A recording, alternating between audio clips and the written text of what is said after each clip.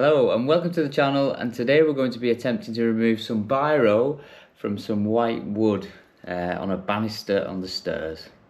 So if, like me, your child has decided to take the new shark pen and draw themselves a nice pretty picture on the banister, hopefully we've got some way of removing it quite quickly. We've already given it the emergency panic rub with some water and some tissue, and all it's done, I don't know if you can see that, it's picked it up very well, it's just smudged it around a little bit. So next on the list is we're going to try some nail polish remover with some cotton wool balls. Let's see if that has any impact. What we want to try and do is remove it without needing to sand it back and repainting it. So we've got some nail polish remover, some cotton wool balls and an old rag. Use any nail polish remover, but this is just 99% acetone. All I'm going to do is going to take one of these and put some nail varnish remover on it.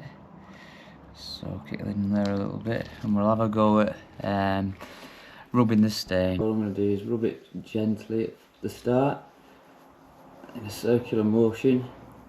You can see that it's already having an impact. I'm just going to keep moving it. I might need to work it a little bit. Hopefully it won't take too much of the paint off. It's not really taking any of the paint off really, but we're getting there already. You can see how much of that impact it's had already. I'll say it was a lot of sanding. Let's rub it. I'm going to use a dry one now just to soak some of that up.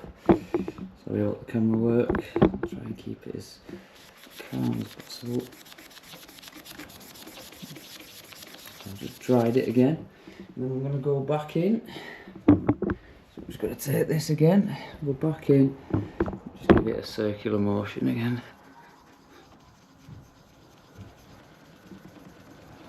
Rub it up and down. I think we've pretty much got it there. Go for the dry one again. I think that's pretty much done. It's a little bit there, I don't know if you can see that. Just a tiny bit, let's keep going.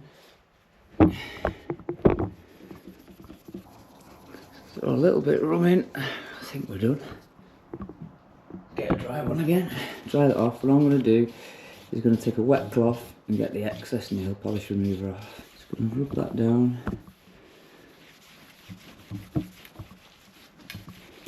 And then just dry it with the other section. And I would say that's completely gone. So yeah.